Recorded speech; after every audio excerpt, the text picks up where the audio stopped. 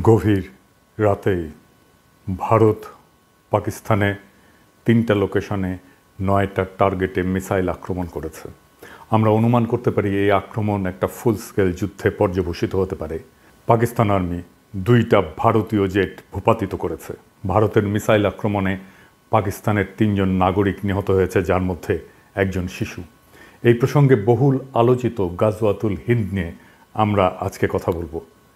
এইটা এমন একটা ধারণা নিয়ে যেটা একদিকে জিহাদের স্লোগান, আবার অন্যদিকে রাষ্ট্রীয় ভয়ের পুঁজি।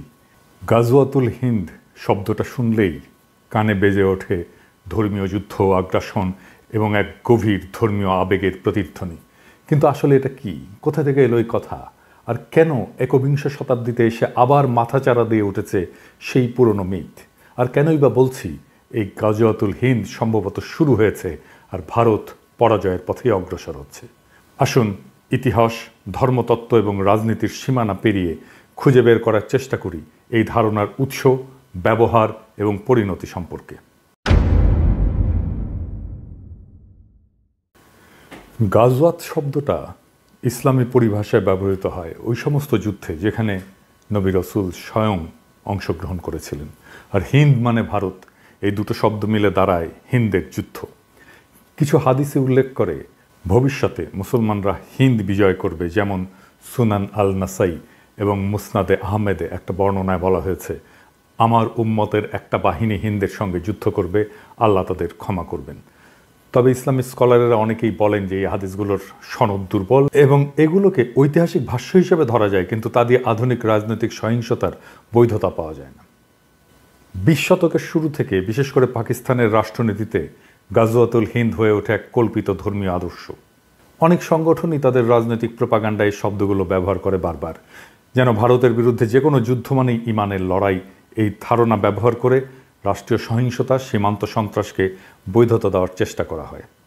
আবার পাশাপাশি এই টার্মটাকে ধরেও ভারতের মুসলমানদের সন্দেহের চোখে দেখার সুযোগটাকে সৃষ্টি করা হয়। কিন্তু এটা কি আক্ষরিক অর্থে যুদ্ধ নাকি প্রতীকী যুদ্ধ? সেই যুদ্ধ কি শুরু হয়েছে? আর যদি শুরু হয় তাহলে কিভাবে শুরু হয়েছে? আর এই যুদ্ধের পরিণতি বা কি? আমার মনে হয় এই লড়াই শুরু হয়েছে, আর এটা শুরু করেছে বিজেপি আর আরএসএস এর হিন্দুত্ববাদী রাজনীতি দিয়ে। এই যুদ্ধটা বাস্তবে অস্ত্রের নয়, বরং পরিচয় নির্মাণের যুদ্ধ, যা ভারতীয় উপমহাদেশকে ঠেলে দিয়েছে একত্ববাদের প্রবণতা এবং আত্মবিরোধী সংকটের দিকে। কিভাবে?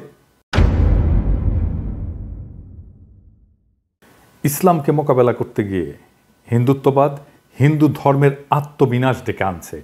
এমন একটা আত্মঘাতী প্রকল্পে তারা লিপ্ত হয়েছে যা আদতে শেষ বিচারে হিন্দু ধর্মকেই ধ্বংস করে দেবে। হিন্দুত্ববাদ যতটা না ইসলাম বিরোধী, তার চেয়েও বেশি হিন্দু ধর্ম বিরোধী। কারণ ইসলামকে পরাস্ত করতে গিয়ে সে নিজেরই ধর্মকে এমন এক কাঠামোর ভেতরে বন্দী করতে চায় যা ইসলামিক তৌহিদ বা মনোথেইজমের ছায়া। ইসলাম এবং হিন্দু ধর্মের মূল তফাৎ হচ্ছে বহুত্ববাদ বনাম একত্ববাদ। দুই ধর্মের দুই আত্মা। ইসলাম জন্ম থেকে একত্ববাদী এবং তার ইমানের কেন্দ্রে এক এবং অদ্বিতীয় আল্লাহর ধারণা। হিন্দু ধর্ম ঠিক তার উল্টো, সে দাঁড়িয়ে আছে বহুপদ, বহুদেব, বহু সাধনার উপরে। তন্ত্র, যোগ, শাক্ত, বৈষ্ণব, শৈব, অদ্বৈত, এক একটা ধারা, এক একটা জগৎ। ভগবদ্গীতায় কৃষ্ণ বলেছেন যে যে যেভাবে আমাকে চায় আমি সেভাবেই তার কাছে ধরা দিই। এই কথাটাই হিন্দু ধর্মের বহুত্ববাদী হৃদয়। কিন্তু হিন্দুত্ববাদ ইসলামকে পরাস্ত করতে গিয়ে ইসলামিক কাঠামো গ্রহণ করে ফেলে। হিন্দুত্ববাদের মূল সমস্যা হলো এটা ইসলাম বা খ্রিস্টান মতবাদকে প্রতিযোগী ভাবতে গিয়ে তাদের কাঠামোকে নিজের অস্ত্র বানাতে চায়। যেমন এক জাতি, এক ভাষা, এক পরিচয়, এক সংস্কৃতি। এ সমস্ত ধারণা ইসলামী উম্মাহ বা খ্রিস্টান নেশন স্টেটের ধারণার কাছাকাছি। হিন্দুদের মাঝে ঐক্য প্রতিষ্ঠা করতে গিয়ে সে এক দেবতা, এক আচার, এক ভাষার সন্ধান করে। এই কারণেই সে নিজের ধ্বংস ডেকে আনে। কারণ হিন্দু ধর্ম কখনো ঐক্য দিয়ে টিকে ছিল না, টিকে ছিল সহাবস্থানে। একত্ববাদের দিকে ঝুঁকে পড়া মানেই তৌহিদের বিজয়। যখন হিন্দুত্ববাদ ইসলামকে ফাইট করতে যায় তখন সে আসলে তৌহিদেরই জয় নিশ্চিত করে। সে মূর্তি পূজাকে তখন লজ্জা হিসেবে দেখতে শুরু করে, পৌরাণিকতাকে অস্বীকার করে, আত্মতত্ত্ব, রূপক, রসতত্ত্বকে সরিয়ে দেয়, বেদান্তের তৎ-তম অসি এর বিপরীত তৈরি করে শুদ্ধ হিন্দু পরিচয়ের কাঠিন্য। এইভাবেই হিন্দুত্ববাদ বহুত্ববাদী আধ্যাত্মিকতাকে হত্যা করে, অর্থাৎ হিন্দু ধর্মকেই সে হত্যা করে। এভাবেই মোদি আত্মহননের পথে হিন্দুত্ববাদ দিয়ে হিন্দু ধর্মকে নিয়ে যাচ্ছে। এইভাবেই একদিন হিন্দুত্ববাদ যখন নিজের দেহে একক দেবতার ধর্ম নির্মাণ করবে, তখন সে নিজেই আর হিন্দু থাকবে না, সে হয়ে উঠবে একটা হিন্দু নামধারী ইসলামী রাষ্ট্রীয় কাঠামোর ছায়া, যার মধ্যে থাকবে না সাধনার পথ, থাকবে না দেবদেবী উপাসনা, থাকবে না অবতার তত্ত্ব, থাকবে না উল্টো যুক্তি। সে সময় ইসলাম যদি আসে তাহলে সে বলবে, তুমি তো একত্ববাদকেই বিশ্বাস করো, কিন্তু আমাদের একত্ব অনেক আগে থেকেই পরিণত, তুমি শুধু তার ছায়া, তুমি তাকে অনুসরণ করেছো। এই ছায়া যখন আত্মার আর আশ্রয় দিতে পারে না, তখন মানুষ মূল উৎসের দিকে ফিরে যায়। তখন তৌহিদ শুধু জয়ী হয় না, হিন্দুত্ব নিজেই তাকে তার মঞ্চ প্রস্তুত করে দেয়। তাই গাজওয়াতুল হিন্দ কোনো বাহ্যিক যুদ্ধ নয়, এটা ভারতীয় পরিচয়ের মধ্যে এমন এক আত্মঘাতী দ্বন্দ্ব, যেখানে এক ধর্ম অন্য ধর্মকে মোকাবেলা করতে গিয়ে নিজেকেই তাকে রূপান্তর করে ফেলে। হিন্দুত্ব ইসলামকে হারাতে গিয়ে ইসলামিক কাঠামোকে গ্রহণ করে। এটাই আত্মহনন, এটাই ইতিহাসের সবচেয়ে বড় পরাজয়, যেখানে তুমি যেত না, বরং তোমাকে হারিয়ে অন্য কেউ তোমার জায়গায় দাঁড়িয়ে যায়। আমি যখন রেকর্ড করছি তখন ফ্রান্সে গভীর রাত, ঘড়ির কাঁটা থমকে নেই, কিন্তু সময় থমকে গেছে। ভারত পাকিস্তানের সীমান্তে যুদ্ধের দামামা, আলো নয় কেবল ধোঁয়া। পাকিস্তান দাবি করেছে ভারতের হামলায় নিহত হয়েছে 3 জন নিরস্ত্র মানুষ, একজন শিশু যার হাতে ছিল খেলনা, কোনো বন্দুক না। এটাই কি সেই যুদ্ধ যেটা বহুদিন ধরে গল্পে ছিল, হাদিসে ছিল, প্রপাগান্ডায় ছিল? গাজওয়াতুল হিন্দ, যার কথা একদা বলা হতো একদিন হবে, সেই যুদ্ধ কি আজকে শুরু হলো? নাকি আমরা অনেক আগেই চুপচাপ নিজের ভেতরে সেই যুদ্ধ শুরু করে ফেলেছি?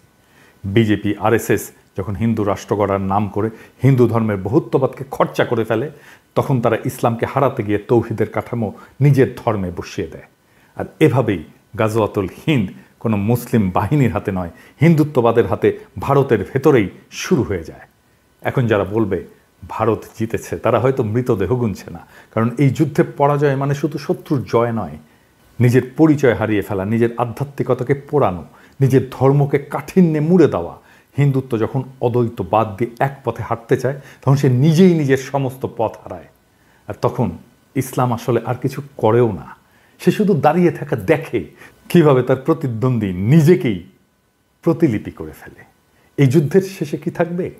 ভবিষ্যৎ হয়তো বলবে এই অঞ্চলে একদিন এমন এক ধর্ম ছিল যার নাম হিন্দু ধর্ম, যার অসংখ্য পথ ছিল, দেবতা ছিল, রূপক ছিল, নারী শক্তির পূজা ছিল, কিন্তু সে নিজেই নিজের শরীর পোড়ায় হিন্দু রাষ্ট্র নামের যজ্ঞকুণ্ডে।